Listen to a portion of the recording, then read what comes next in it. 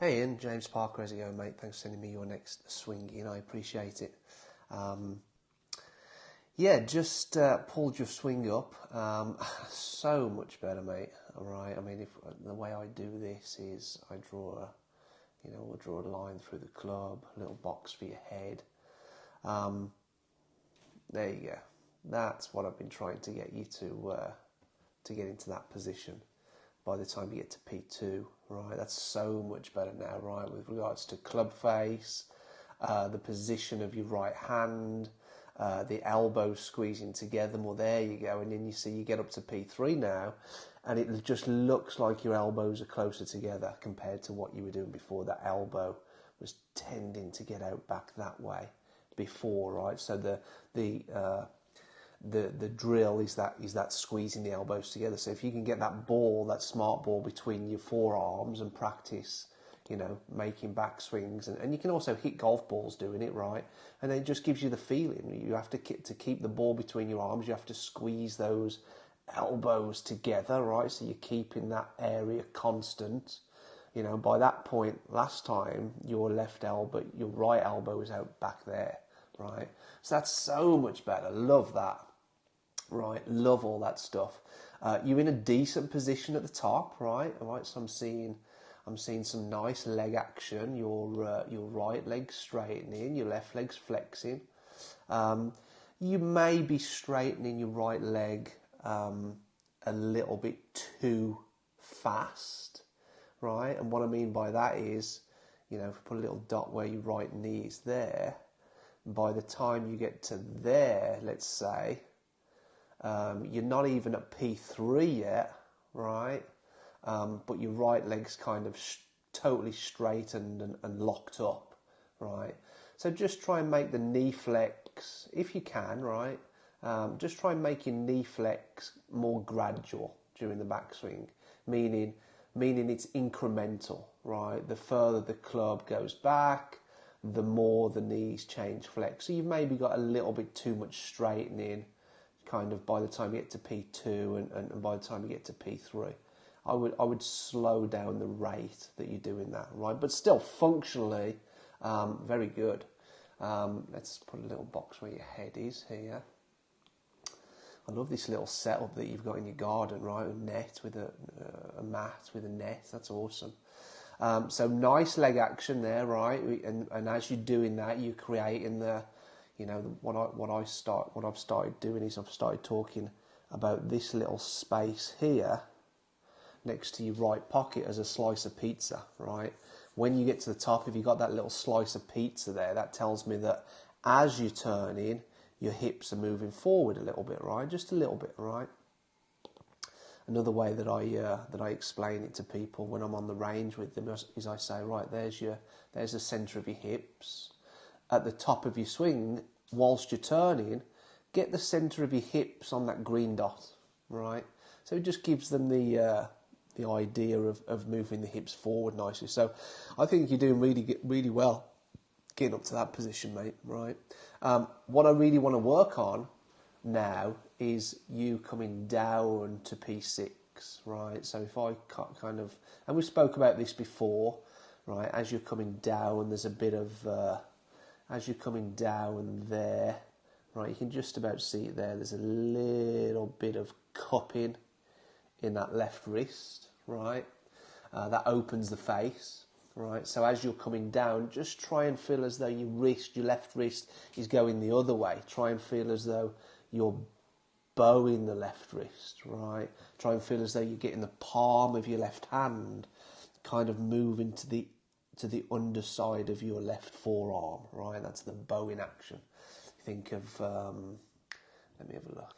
You think of someone like Dustin Johnson at the top of his swing, right? And you watch his left wrist there. It's very much, well, there's his forearm, and then there's his left wrist over there, whereas yours kind of comes back here the other way, right? As you start down.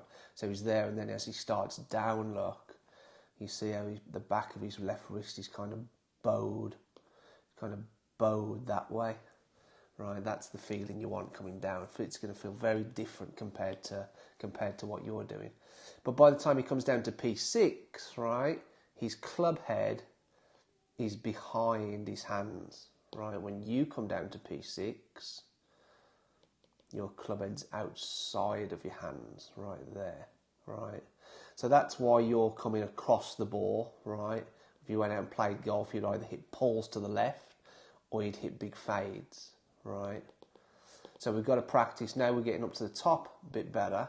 Now we've got to practice coming down, right? Getting that left wrist down, because that left wrist controls the club face, right? And you can really see it there, right? You can really see how kind of cupped your left wrist is there, right? So it's try and bow the left wrist as you're coming down to P6, and by P6 you want to have the club head slightly behind your hands. Now, as you, if we get you up from this angle again, put a little box for your head. Now, as you start down, right, if you watch the slice of pizza now, if we kind of get that, right, you should now be moving, as you start down, not only should you be pushing down into the toes of your left foot, which then gets your knee going there, right? So you get your knee going, that's good. So I guess you're getting pressure under that left foot, the forward foot. But if you actually watch your hips, especially this right hip back here, your right hip actually spins back this way, right? Watch this. There you go. You watch the pros as they start down, that right hip is moving forward because the weight, right, the centre of the hips is moving more forward as they start the downswing. What you do is you kind of spin.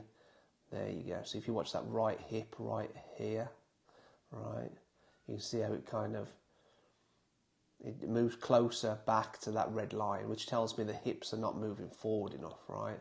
So by the time we come down to P6, the hips are not forward enough, right? That right pocket is kind of over, maybe just inside of your right foot. But what ends up doing is you end up spinning on your back foot there, right? So you can see how the heel now is behind the toes. By the time you come down to P6 here and you've got that club head behind your hands, you want to try and feel as though your heel is leading your toes. Right, you want to feel like the heel bit is forward of your toes. Let me try and just get you an example of it. See what Alex Noren's doing here. Right, so there's his right foot. Yeah, there you go. There you go. So you can see as he comes down to P6 there, right, you can see how his heel is forward of his toes, right, whereas your heel would be back here somewhere.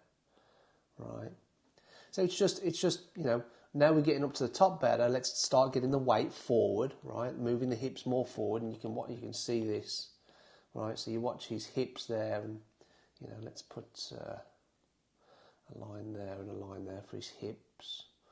So as he gets up to the top, moves his hips forward a little bit. By the time he gets up to the top, look, and then as he starts down, watch how that right hip moves forward, right, closer to the target this way.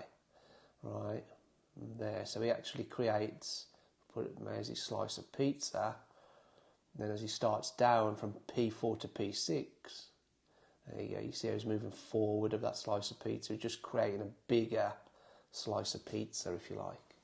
Right, and obviously, so that's the weight forward part, right? More weight forward to start the downswing. Hips need to be more forward. And as you're coming down, try and keep that club head behind your hands. Okay, mate? And you can do all that with the ball between your forearms, right? So you made a really big sort of change in the last couple of weeks since your last lesson, right? With that ball between your arms. So now keep the ball between your arms as you're coming down, right? And feel that position, but we want the club head back here, right? We want the club head behind your hands.